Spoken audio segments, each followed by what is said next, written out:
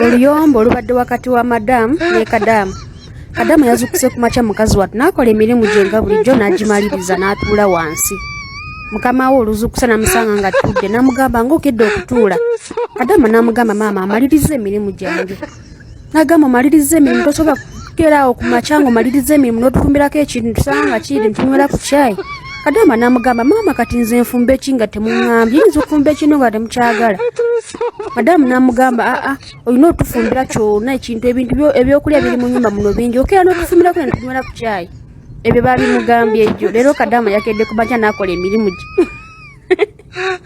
Olumaliriza emirimu n'awaata chips Irish n'asiika chips n'asiika n'enkoko n'ateekako n'amagi ne bibeerawo bulungi. Kati madamu oluzukuse oba awunyidde akawoowo k'enkoko n'avaayo n'agamba jangu wano ofumba biki. Kadaama n'amugamba maama gye waŋŋambye nina okukeera ku makya amaliriza emirimu gyange malimba afumbira ekyokulya. Madamu n'agamba okeera ku makya otufumbira enkoko n'echipusi. Omuwarabu yabuuza Kadaama we n'amugamba nti oli mufumbo. Kadaama n'amugamba yes maama ndi mufumbo. N'amubuuza olina ku baana. Kadaama n'amugamba yes maama nina abaana 3 nazaalako abaana 3. Kati Omuwarabu n'abuuza Kadaama n'amugamba wazaalako abaana 3 bawo gyali oba yafa. Kadaama n'amugamba bba wange gyali nti akola. Kati Omuwarabu n'agamba bba wamulekera ani? Kadaama n'amugamba akola namuleka akola ati naye abaana wabalekawa. Kadaama n'agamba abaana bali ne taata waabwe. Kati Omuwarabu n'abuuza Kadaama n'amugamba nti naye mu nsonga z'omukisenge mukikola mutya bba wakikola atya? Kadaama n'amugamba bba wange aguma esimu etumalira buli kimu. Kati Omuwarabu n'agamba ate mu nnyumba yange esimu ekuyamba etya gwe ne bbaawo?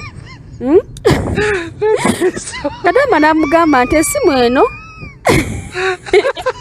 enyambako mu bintu ebimu si byonna just kumubuuzaako okumukiipinga ng'ali happy ekyo kye kitumalira. Kadaama Omuwarabu n'amugamba ekyo tekisobola kumala ngamba mu nsonga z'omukisenge. Kati Omuwarabu n'akivaako ekyokwogera ku musajja wa Kadaama.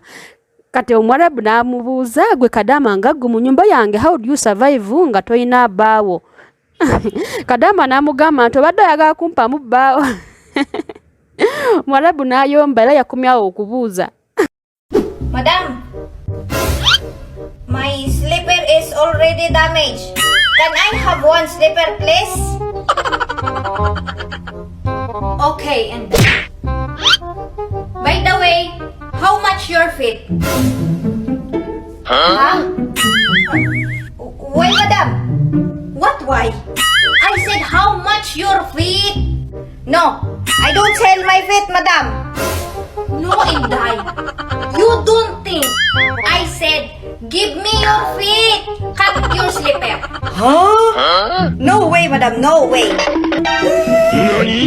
No problem. You don't understand me. I need your feet. How much number of your feet? You mean size, madam? Yes. Size. I see.